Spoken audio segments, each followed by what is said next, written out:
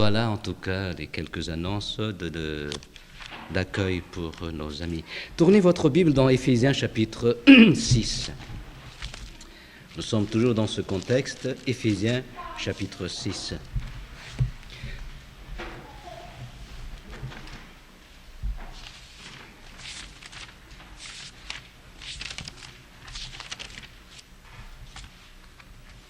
Nous allons lire quelques versets, verset 5 jusqu'au verset 9. Serviteurs, obéissez à vos maîtres selon la chair avec crainte et tremblement, dans la simplicité de votre cœur comme à Christ. Non pas seulement sous leurs yeux, comme pour plaire aux hommes, mais comme des serviteurs de Christ qui font de bon cœur la volonté de Dieu. Servez-les avec empressement, comme servant le Seigneur et non des hommes, sachant que chacun, soit esclave, soit libre, recevra du Seigneur selon ce qu'il aura fait de bien. Et vous, maîtres, agissez de même à leur égard, et abstenez-vous de menaces, sachant que leur maître, le vôtre, est dans les cieux, et que devant lui, il n'y a point d'acception de personne. Vous avez constaté, je ne suis pas muet, mais ma voix mue. Il y a un peu plus d'autorité aujourd'hui. J'ai la grippe, comme vous la constatez, mais j'espère que j'aurai la possibilité de finir mon sermon ce matin. J'ai un peu mal à la gorge là, mais je suis sûr que le Seigneur m'aidera. Eh bien, vous savez que depuis quelques mois, depuis notre arrivée, nous avons eu l'occasion de parler de l'Épître aux Éphésiens. Eh bien, je vais faire un petit rappel pour nous, mais en même temps, on va aider aussi ceux qui sont venus seulement de passage parmi nous, pour qu'ils aient une idée du contexte lui-même. Eh bien, l'apôtre Paul a écrit l'Épître aux Éphésiens pour exhorter les frères et les sœurs à marcher d'une manière digne de leur vocation. Voilà. Mais avant de les inviter à marcher comme Dieu le veut, il a donné tout un enseignement sur ce qu'ils ont cru. Ils ont cru quelque chose en tout cas, mais l'apôtre Paul a pris le temps d'écrire sur tout ce qu'il a déjà enseigné. Il a enseigné une théologie en tout cas, il a donné toute une théologie avant de passer à l'acte. Et nous avons pu voir ensemble qu'il y a un temps pour croire, mais un temps pour comprendre ce que nous croyons, il y a un temps pour se conduire en conforme à notre compréhension et à notre croyance aussi. Il y a 3 C, vous vous rappelez très bien. Croire, comprendre, et à la fin, se conduire, se comporter. Vous voyez. Et, merci bien Daniel, j'en avais pris un, je l'ai mis derrière là, mais ça va. Voilà ce qu'on appelle un collègue qui pense à son frère. Merci.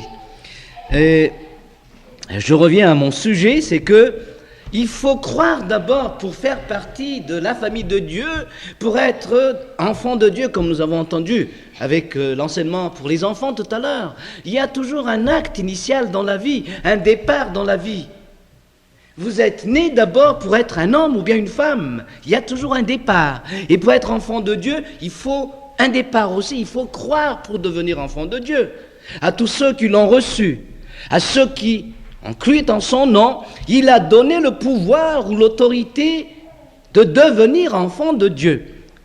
Et ce n'est qu'après qu'il pourra vivre comme un enfant de Dieu. Il faut qu'il naisse et devienne enfant de Dieu avant de pouvoir vivre cette vie d'enfant de Dieu. Donc il y a un temps pour croire, il y a un temps pour comprendre après. C'est beau de croire, c'est merveilleux tout cela. Mais nous devons comprendre ce que nous croyons et le Seigneur ne veut jamais que nous délaissions notre côté intellectuel.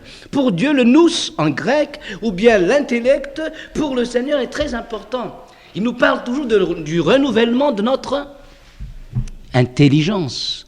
C'est cité dans plusieurs épîtres cela. Et l'intelligence est importante pour le Seigneur. Il faut que nous comprenions ce que nous croyons. Et des fois c'est le problème des jeunes qui viennent au Seigneur, mais qui n'ont pas compris ce qu'est le salut lui-même. Et ne vous lamentez pas si vous entendez toujours de la prédication sur le salut, car c'est une explication de ce que nous croyons. Et nous grandissons dans la connaissance de ce que nous avons cru. Et ça, c'est bien. Ce que j'ai constaté à Madagascar, avant notre arrivée, nous les jeunes, Nos parents, nos ancêtres, si j'ose m'exprimer ainsi, car ils sont maintenant morts, mon père et les autres, eh bien, ils ne cessaient pas d'évangéliser, toujours de l'évangélisation. Le dimanche, c'est toujours l'évangélisation. Bon, un peu d'enseignement par-ci, par-là, mais on mettait toujours l'emphase sur l'évangélisation.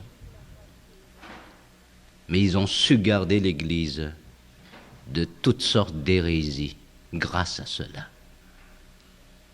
Parce que le fait de connaître ce que nous croyons nous aide, et c'est une balise, c'est un garde-fou qui nous protège de toute hérésie, de tout glissement aussi. On vous rappelle ce que Christ avait pour vous, on vous rappelle ce que Dieu a fait dans votre vie, on vous rappelle ce qu'est le salut, la rédemption. Alors, en sachant tout cela, vous n'oserez pas faire autre chose, car vous allez voir encore l'amour de Dieu à travers tout cela. Il y a un temps pour comprendre, donc il faut expliquer l'œuvre de Dieu. Et ce que l'apôtre Paul a fait dans le chapitre 1, 2, 3, de la théologie pure, il a enseigné sur la Trinité, et c'est la Trinité qui nous sauve. C'est Dieu Père qui prépare, c'est Dieu Fils qui accomplit, et c'est le Dieu Saint-Esprit qui applique. J'espère que vous vous rappelez très bien ces trois idées-là. Puis, il nous parlait aussi de l'anthropologie de l'homme, dans le chapitre 2, c'est que l'homme n'est pas malade, l'homme n'est pas mauvais, l'homme est mort. Il y a une grande différence. Vous attendez peut-être, quand vous attendez ce que moi j'ai dit, l'homme n'est pas malade, l'homme n'est pas mauvais. Alors, mais tiens, c'est nouveau ça. Mais c'est pire, l'homme est mort. L'homme est mort, ce que nous dit la Bible. Et ça nous amène à ce qu'on appelle la grâce. Tout est grâce, rien ne vient de nous, il n'y a aucun acte méritoire venant de l'homme. L'homme n'est incapable de se sauver. Et Dieu est là pour le sauver, tout est grâce.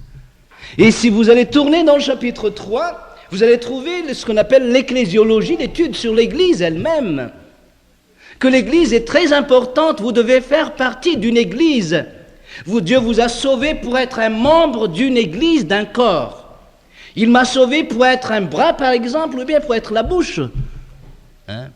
Mais une bouche ne peut jamais vivre seule sa vie.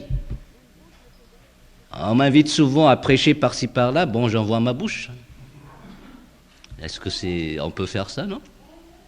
Non, je ne crois pas.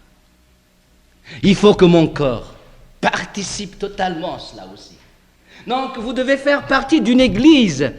Et soyez heureux de faire partie de cette église qui est vivante, celle-là. Vous êtes ici, vous êtes peut-être le bras, l'œil, l'oreille, mais vous devez faire partie de l'église pour pouvoir grandir. Est-ce que vous nourrissez votre bras indépendamment de votre corps? Bon, vous prenez une seringue, là, puis vous insérez la nourriture que le bras a besoin. Non, on ne fait pas ça, c'est ridicule. C'est ridicule, oui. Il faut manger normalement, tout doit passer par la bouche, par l'œsophage, par l'estomac, les intestins, et ça passe partout, et c'est le corps entier qui est nourri. Et c'est dans l'église que vous allez être nourri aussi. Il faut toujours venir dans l'église. On ne va pas venir chez vous pour vous nourrir. C'est comme utiliser des seringues pour nourrir le bras. Je n'ai jamais fait de visite pastorale dans ma vie en tant que pasteur, à moins que les gens aient de problèmes. Ça, c'est autre chose. Je disais toujours, faites attention, quand je rends visite, ça sous-entend pas mal de choses. Vous n'êtes pas en règle avec le Seigneur peut-être, vous avez des problèmes peut-être. Mais la vie d'église est très importante. Vous êtes un troupeau et on doit nourrir un troupeau, mais pas une brebis. Et vous devez venir à l'église pour être membre de ce troupeau aussi, et que c'est là que vous allez grandir. Et revenez à l'image du corps. Si vous voulez grandir, c'est dans l'église que vous allez grandir, non pas ailleurs. Mais je me rappelle très bien une dame qui est à Madagascar, qui a toujours l'habitude de dire, parce qu'elle ne fréquente pas tellement son église, puis elle m'a dit, « Ah, monsieur le pasteur, vous savez, des fois, quand je vais à l'église, des fois c'est une occasion de tomber. Il y a des gens qui font ceci, qui font cela, qui vous incitent à pécher. À pécher en se mettant en colère, c'est déjà un péché. Mais ici à la maison, je lis la Bible, je suis entre le Seigneur et moi-même. Je lis la Bible, je prie, et j'ai la paix. Je n'ai pas d'occasion de pécher. Mais ce n'est qu'une rationalisation, une explication après avoir fait un acte qu'elle ne reconnaît pas réellement bon en tout cas, mais elle essaie de rationaliser, de s'excuser devant le Seigneur. Et qui s'excuse devant moi s'accuse. Et l'apôtre Paul a mis cette emphase dans cette épître, que l'Église est très importante. Et la marche chrétienne doit se faire au sein de ce corps qu'est l'Église. Et même votre vie privée sera touchée, mais liée toujours à l'Église. Voilà. Et maintenant, nous passons au côté pratique. On a pu voir alors qu'il y a un temps pour croire, un temps pour comprendre ce qu'on croit, mais il faut un temps pour se conduire conforme à cette compréhension, à ce que nous venons de croire. Il faut se conduire comme Dieu le demande. Bon, au verset 1 du chapitre 4, voici ce qu'il nous dit. « Je vous exhorte donc, moi, le prisonnier dans le Seigneur, à marcher d'une manière digne de la vocation qui vous a été adressée. » On parle maintenant de la marche chrétienne. Il y a une vocation, vous êtes voués, vous êtes appelés à faire partie d'une église et agir dans cette église. Alors, marchez convenablement comme cela. Il ajoute encore une petite explication au verset 17. « Voici donc ce que je dis et ce que je déclare dans le Seigneur, c'est que vous ne devez plus marcher comme les païens qui marchent selon la vanité de leurs pensées. Vous devez marcher conforme à votre vocation. Hein? Mais maintenant, vous ne devez plus marcher comme qui? Comme les païens. Il y a une grande différence entre un chrétien et un païen. Mais chose étonnante maintenant, c'est que les chrétiens essaient d'être comme des païens, ou bien agir comme des païens, ou bien penser comme des païens. Et ils se sentent à l'aise lorsqu'ils sont comme des païens. Et les païens ne voient plus de différence entre eux et ces gens-là qui se disent chrétiens. On veut se conformer à ce monde pour se faire accepter par ce monde. Mais nous sommes différents et nous ne devons plus marcher comme les païens qui marchent comment? Selon la vanité de leurs pensées. Il dit, ici l'apôtre Paul, que ces païens ont même l'intelligence obscurcie. Eh bien, si vous essayez de suivre la pensée de ce monde, c'est comme si vous suivez le conseil d'un fou. Est-ce que vous suivez le conseil d'un fou dans votre vie? Allez dans un asile de la psychiatrique là, et demandez un conseil à un des amis qui sont là-bas. Un de vos amis peut-être, mais vous savez très bien qu'il est fou. Vous allez lui demander des conseils? Non. Et la Bible dit qu'ils ont l'intelligence obscurcie, ils sont aliénés. Et savez-vous ce terme? Aliéné, c'est être fou, littéralement en le disant. C'est aliéné de notre façon de vivre en tant qu'être humain. Donc, ce n'est pas dans le monde que nous allons puiser notre façon de voir, notre pensée. Mais il y a des penseurs dans ce monde qui nous influencent, c'est vrai. Mais ce que nous devons faire, c'est à nous de donner des pensées. J'ai discuté un peu avec ma sœur cette semaine, j'ai dit, les gens osent écrire, les gens osent faire quelque chose là et faire passer cette pensée dans le monde. Et tout le monde l'accepte, mais pourquoi pas nous les évangéliques? N'essayons-nous pas d'écrire quelque chose et faire passer ça aussi dans le monde? Et c'est notre objectif ici, c'est que cette église devienne la colonne et l'appui de la vérité, qu'à partir de cette église, tout le monde change aussi. Et ça, ce n'est pas impossible.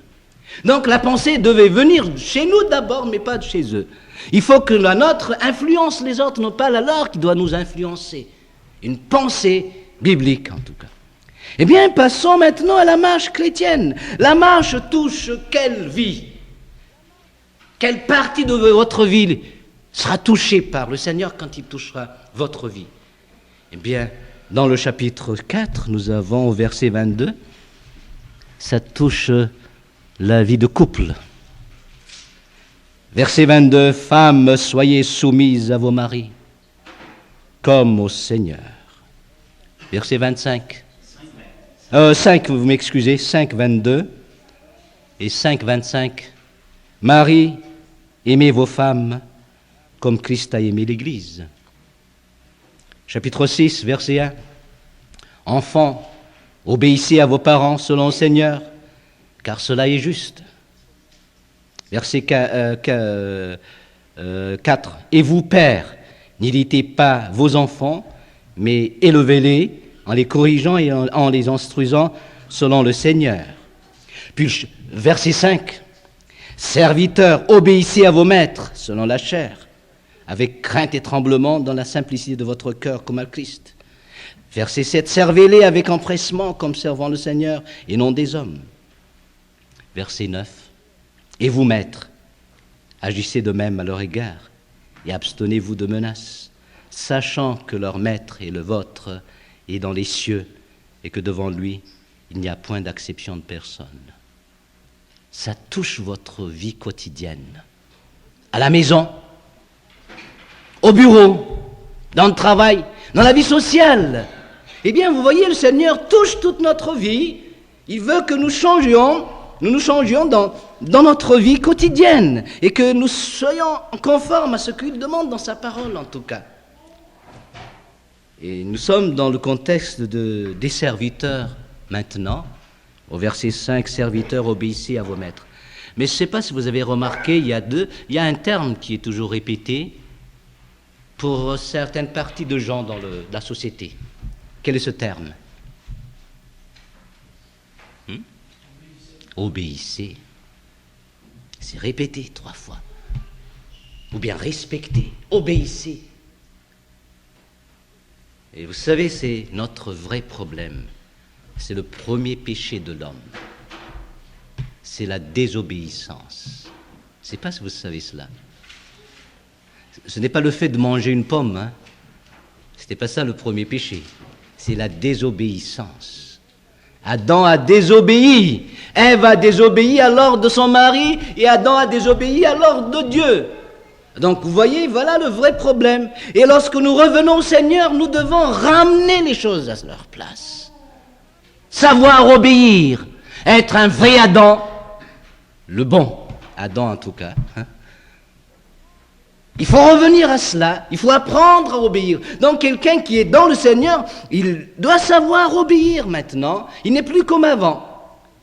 Mais obéir à qui d'abord? Alors si vous avez écouté ma lecture tout à l'heure, vous avez pu constater qu'il y avait toujours une répétition du mot, de la phrase « comme à Christ, comme à Christ, comme à Christ ».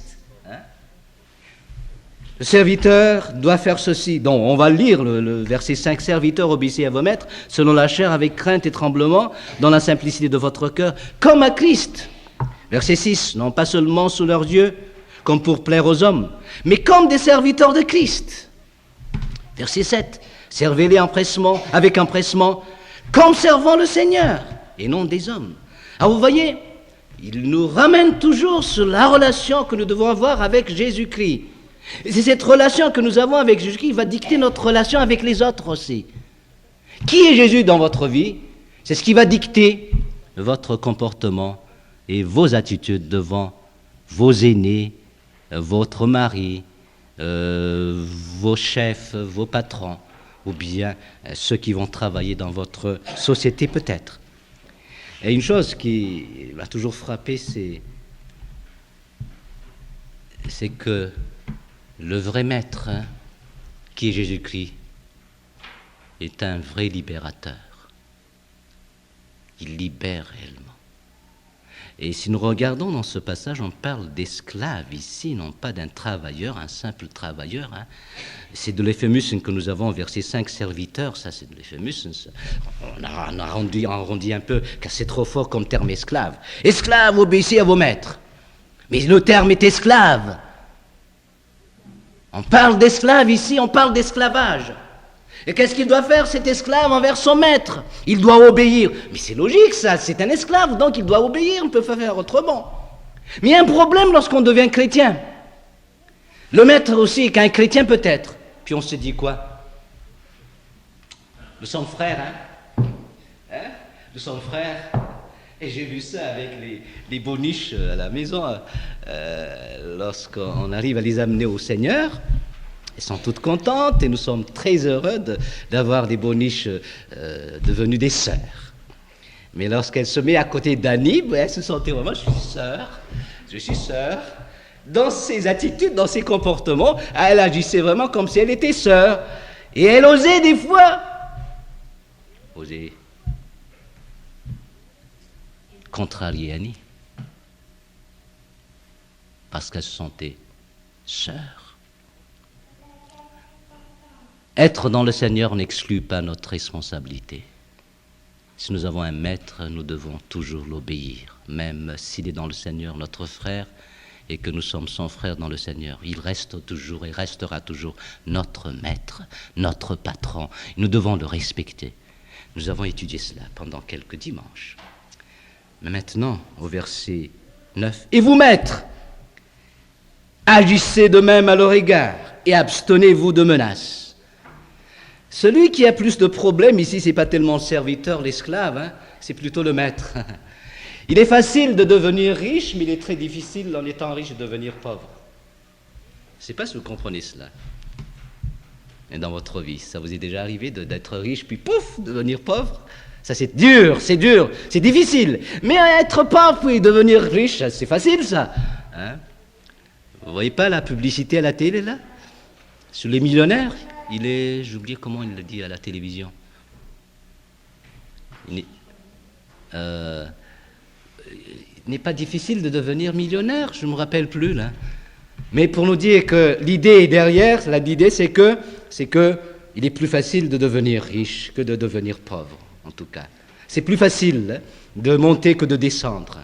Mais c'est la vie. Et ici, le maître doit changer son comportement devant un esclave. Et Christ libère l'esclave ici. On montre ici la libération de l'esclave. L'apôtre Paul est en train de détruire l'esclavage ici dans ce passage, vous l'étudiez bien. Qu'est-ce qu'il doit faire le maître? Agissez de même à leur égard. Comment?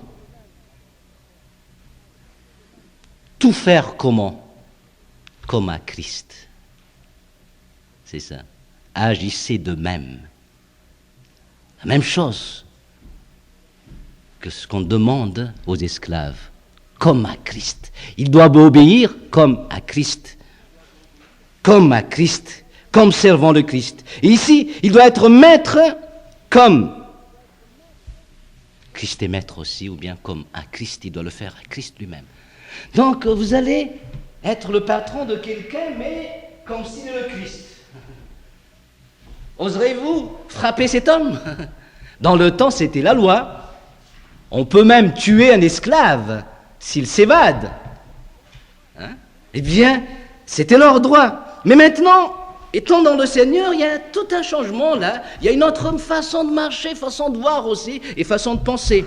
Et vous, maîtres, agissez de même à leur regard, et abstenez-vous de menaces. Pourtant, c'est son droit. Il a le droit de menacer, il a le droit de tuer même. Tuer son esclave.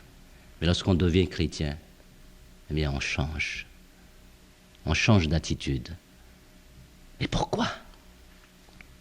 Sachant que leur maître, le vôtre, est dans les cieux. On a tous le même maître. Et c'est ce maître qui doit dicter notre comportement. Et s'il est vraiment mon maître, eh bien, je tiens à vous dire que je saurai comment agir avec mes subordonnés, avec ceux qui travaillent avec moi et sous mon autorité. Dans la vie, en tout cas, il y a toujours deux extrêmes, dans n'importe quel domaine. Et dans le domaine de l'autorité aussi, il y a ce qu'on appelle l'autoritarisme. Ça peut se voir dans la famille. Et ce qu'un auteur a dit toujours, c'est que celui qui n'a pas tellement l'autorité et qui essaie de prendre l'autorité devient toujours autoritaire. Vous comprenez ce qu'il veut dire par là? C'est de l'autoritarisme qu'il utilise, parce qu'il n'a pas l'autorité. Vous voyez les dames qui n'ont pas d'autorité avec leurs enfants. Elles crient. Ne fait que crier, répéter ce cri 2, 3, 4 fois, aucun effet. C'est de l'autoritarisme un peu. Vous vous rappelez cette dame qui était autoritaire à la maison et son mari était toujours soumis. Mais une fois, il ne voulait pas se soumettre. Puis la femme courait après lui avec son balai. Puis il s'est enfui, lui, il a peur. Puis il est allé où? En dessous du lit. Il est allé sous le lit. Puis qu'est-ce qu'elle a dit, la dame? J'allais l'appeler Richard, non, c'est pas Richard, mais j'allais l'appeler Donald, mais pas Donald non plus, j'allais l'appeler, mais on va appeler Miara. Miara, sors-toi de là. Et qu'est-ce qu'il a dit? Non, c'est moi l'autorité ici, je ne sortirai pas de là. Quelle autorité! Je vous donne un peu cette image pour vous nous dire qu'il y a quelque chose qui cloche dans cette autorité. Vous voyez? On se croit avoir l'autorité, mais on ne l'a pas. Puis l'autre, là, qui ne devait pas avoir l'autorité, elle a l'autorité, mais ce n'est pas de l'autorité, c'est de l'autoritarisme qu'on voit. Vous voyez? Vous comprenez ce qu'est la différence entre autorité et autoritarisme. L'autorité, c'est ce qui est légal, légitime et normal. C'est le devoir des parents d'exercer l'autorité. Et c'est aussi le devoir du mari d'exercer l'autorité. Mais si il dépasse cette autorité, c'est ce qu'on appelle l'autoritarisme. D'autres vont dire c'est du despotisme. Bon, vous pouvez utiliser tous les termes que vous voulez, mais c'est dépasser l'autorité que Dieu nous donne. Et on va essayer de voir ce qu'est l'autorité réellement pour que nous ne tombions pas dans l'autoritarisme avec ceux qui travaillent avec nous, que nous sachions garder l'autorité, mais en même temps être doux aussi envers. Et c'est ça qui est difficile. Et on dit souvent qu'il faut trouver l'équilibre. Et l'équilibre pour nous, c'est être toujours au milieu. Pas trop à gauche, pas trop à droite, c'est au milieu. Mais pas nécessairement, chers amis. Vous vous rappelez l'histoire d'une église dans Apocalypse? Je ne vous ai pas trouvé chaud ni froid. Deux extrêmes, chaud et froid. Vous êtes au milieu, tiède. C'est pour cela que je vais vous vomir. Voilà. Donc, le juste milieu n'est pas nécessairement la bonne voie. C'est pas nécessairement au milieu. Donc, je préfère ne pas utiliser ce terme équilibré, là. Il faut que ce soit bien équilibré, car souvent, on pense à ce juste milieu. Mais la Bible nous parle plutôt de la sobriété en toute chose. Et dans l'autorité, il faut de la sobriété aussi. Il faut être autoritaire, mais sans être autoritariste. Vous avez dit, mais comment ça doit se passer, Miara? C'est difficile. Bon, on va essayer de voir le vrai maître. Nous avons tous le même maître. Et nous l'avons opté comme notre maître. Et comment il agit, ce maître, et quelle est son autorité, et ce que nous devons avoir comme autorité aussi, comme Christ.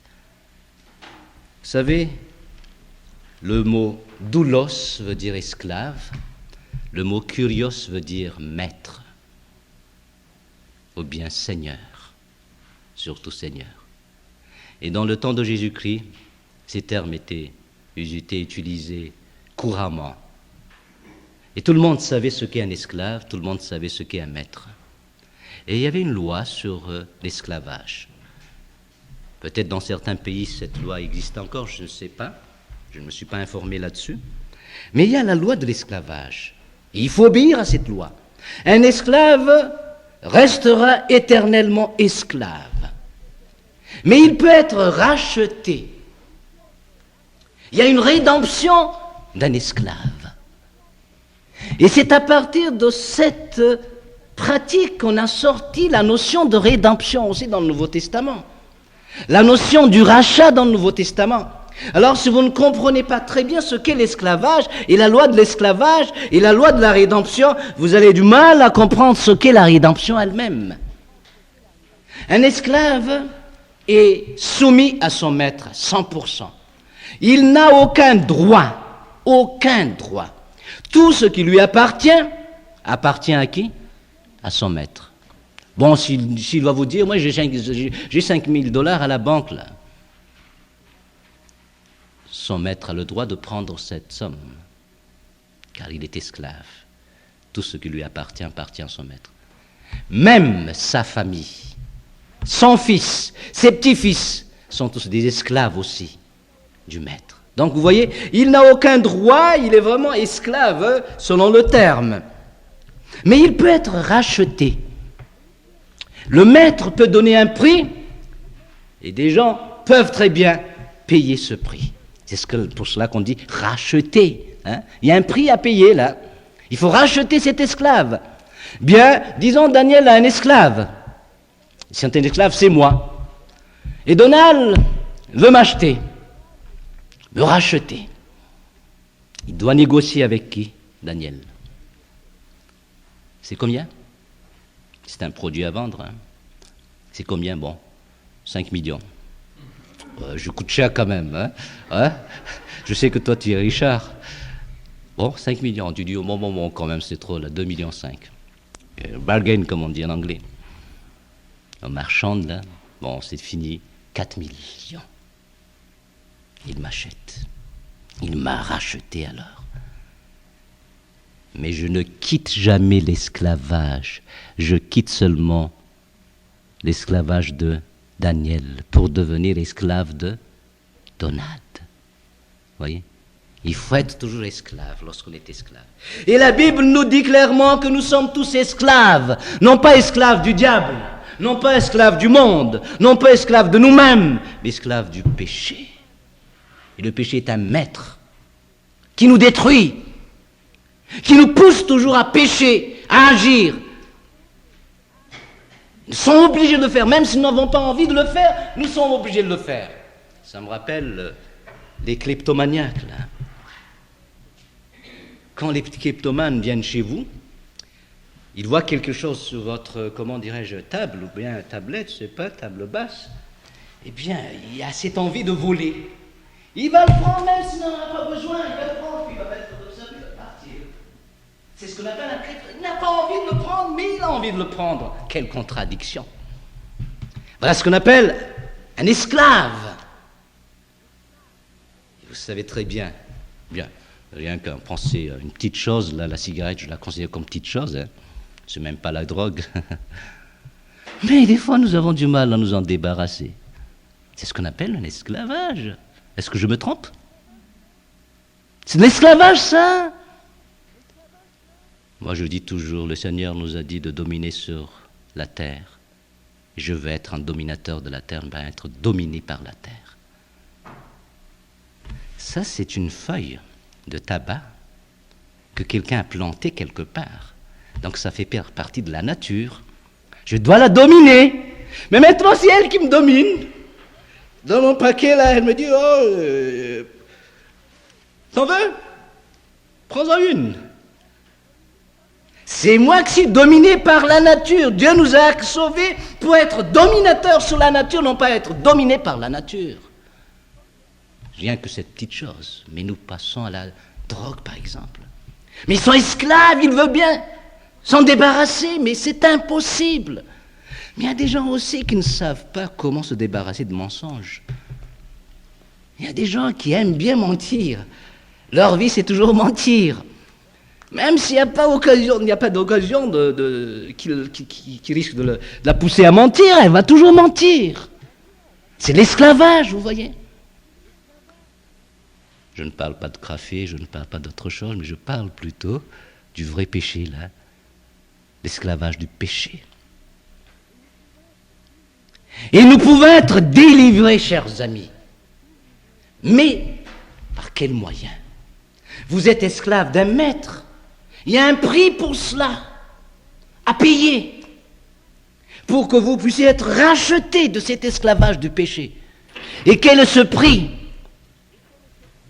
C'est le sang de Jésus-Christ. Et le sang est très très cher.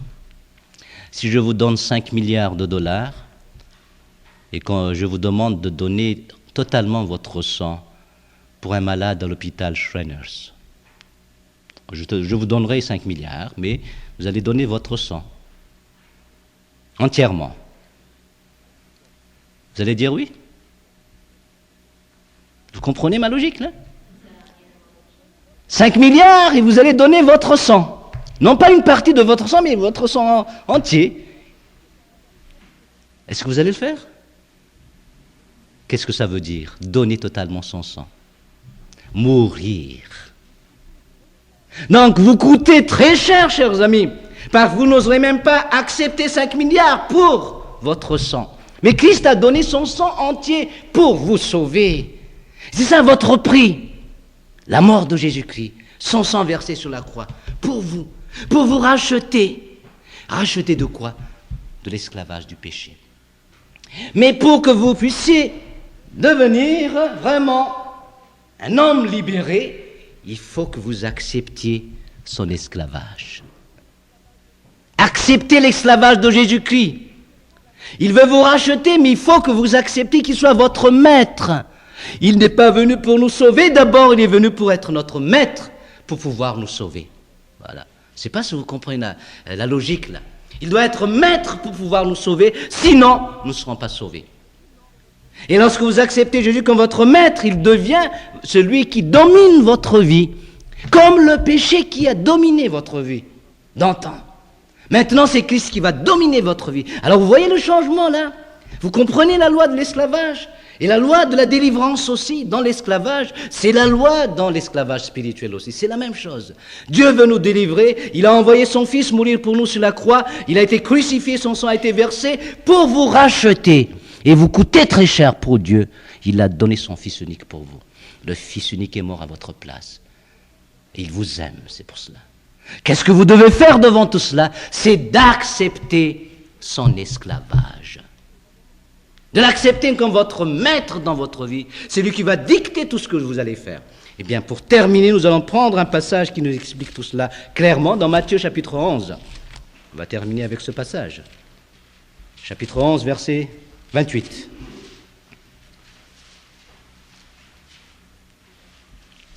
Verset 28, que vous connaissez très bien comme verset. « Venez à moi, vous tous qui êtes fatigués et chargés, et je vous donnerai du repos. » Si on s'arrête là, et si on s'arrêtait là, si on était dans le temps de Jésus-Christ, eh bien, logiquement, c'est penser aussi que c'est plutôt de l'esclavage qu'on parle ici. Venez à moi, vous tous qui êtes fatigués, chargés, un esclave, et je vous donnerai quoi? Du repos. Il continue. Prenez mon joug sur vous. Mais c'est quoi ça?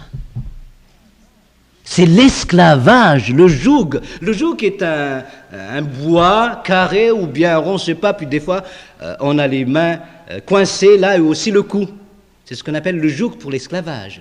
Non pas seulement le joug pour les vaches, pour tirer une charrette par exemple, mais le joug d'un esclave, c'est ça, qu'on met sur son cou, et aussi ses bras des fois sont attachés avec. Le joug, qui est un signe, un symbole de l'esclavage. Acceptez ce symbole, acceptez ce signe de l'esclavage de Jésus-Christ. Prenez mon joug. Acceptez-moi comme votre maître. Vous êtes l'âme esclave du péché. Votre maître, c'est le péché. Maintenant, je veux vous racheter. J'ai payé le prix. Accepteriez-vous de devenir mon esclave? Bon, ce n'est pas une demande dans ce sens-là. C'est un impératif. Prenez mon joug. Et la parole de Dieu est une parole rédemptrice qui demande un acte. Prenez mon joug. Acceptez Jésus comme votre Seigneur et votre Maître dans votre vie, et vous allez voir, ça va changer beaucoup de choses. Bien, vous allez dire, mais quand même, c'est aberrant. Sortir d'un esclavage, puis entrer dans un autre, mais ce n'est pas une délivrance. Oui, d'un côté, c'est vrai, selon notre logique. Mais lisons le passage. Recevez mes instructions. Ah, ça change. Qu'est-ce qu'on a ici? C'est une notion de quoi qu'on a là? Il ne dit pas de recevez mes commandements. Recevez mes quoi? Les instructions. Ce maître, c'est un maître qui pense à vous comme si vous êtes un être intelligent. Je vous ai dit au départ que Dieu prend notre intelligence à cœur. Il veut toujours renouveler notre intelligence. Dieu n'aime pas la paresse intellectuelle dans la vie chrétienne. Alors vous voyez ici, il donne plutôt des instructions. Voilà le maître, un maître qui instruit, un maître qui éduque. Voilà le vrai maître que nous avons ici maintenant. Vous savez, quand on est esclave, j'ai jamais eu l'occasion de vivre là-dedans, donc je ne sais pas, mais d'après les lectures, je sais ce que c'est que lorsqu'on est esclave, automatiquement on prend une habitude. Et quand on libère cet esclave, en tout cas, il devient comme un cheval libéré. Un cheval qui a été attaché puis libéré, c'est ça. Eh bien, il ne sait pas comment agir. Et nous étions esclaves du péché nous ne savons pas comment agir. Christ veut nous rendre esclaves, mais il va nous instruire, nous éduquer à savoir vivre. Vous comprenez? Voilà le maître. C'est quelqu'un qui va changer votre vie. C'est quelqu'un qui va vous instruire ce qu'il faut faire dans la vie. Ce n'est pas un maître qui va imposer. C'est une autorité. Ce n'est pas un autoritaire.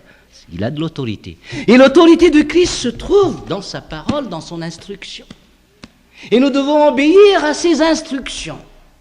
C'est toujours allergique avec les gens qui essaient de tomber dans l'illuminisme en disant que c'est le Saint-Esprit qui doit nous guider, mais pas avoir toujours quelqu'un derrière qui nous dit « fais ceci, fais pas ceci ». Je suis allergique. Pourquoi? Parce que on délaisse complètement la parole de Dieu. Et je ne sais pas si vous avez remarqué tout à l'heure, on avait chanté ta parole, ton esprit et ton livre. C'était quel chant là qu'on avait chanté tout à l'heure, je ne me rappelle plus. Hein?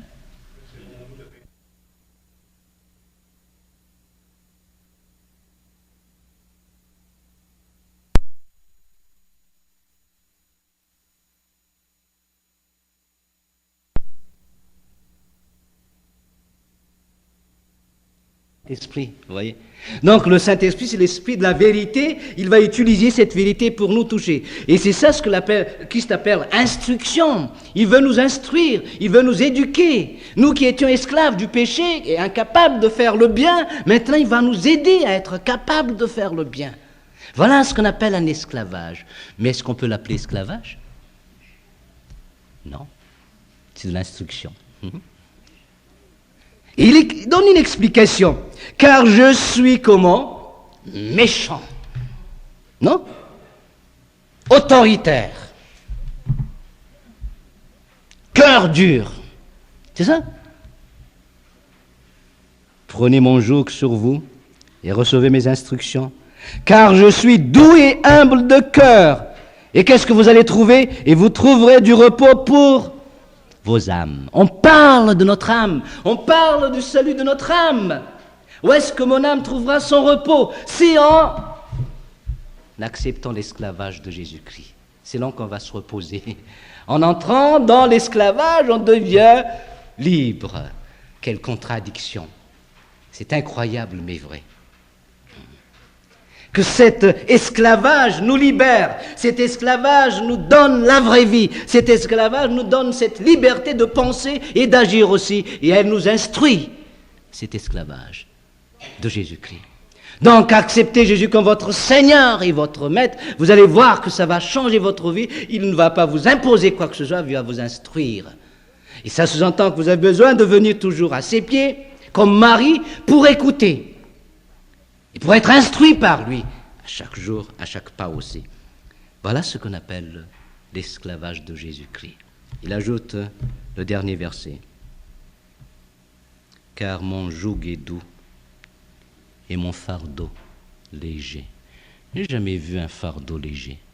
Le terme en soi sous-entend déjà que c'est un fardeau.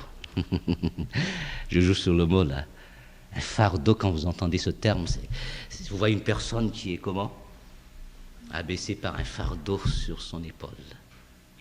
Mais pour nous, le fardeau est léger. Ce n'est pas le fardeau du péché, c'est le fardeau du salut. Mais nous devons être obéissants. Nous devons savoir obéir à ce maître qui nous instruit. Il n'impose pas, mais il nous instruit. Il nous éduque, mais c'est à nous d'obéir à ce qu'il nous demande. Et c'est ça la grande différence. Ce qu'on voit avec le diable lorsqu'il dicte, eh bien, ses ouailles acceptent sur le coup. Et même si les gens n'acceptent pas de bon cœur, ils s'imposent. Ne jouez pas avec le diable. S'il dit, vous voulez faire un pacte avec moi, vous allez le faire, mais vous n'allez pas le faire de votre propre gré, mais vous allez le faire, eh bien, il sera votre maître, c'est sûr. Mais Christ ne fait jamais cela. Il demande notre participation dans la vie d'esclavage. C'est qu'il va nous instruire et nous éduquer. Il nous demande de faire ceci, cela, et il veut que nous obéissons. Et si vous comprenez cela, vous saurez comment agir avec vos subordonnés dans votre milieu de travail. Hein? Qu'est-ce que c'est qu'être maître? Vous comprenez. On aura l'occasion encore plus tard de donner d'amples explications sur le travail du maître lui-même au bureau, mais je m'arrête là car le temps passe déjà, on a déjà dépassé trop aujourd'hui. Je m'arrête là. Merci beaucoup.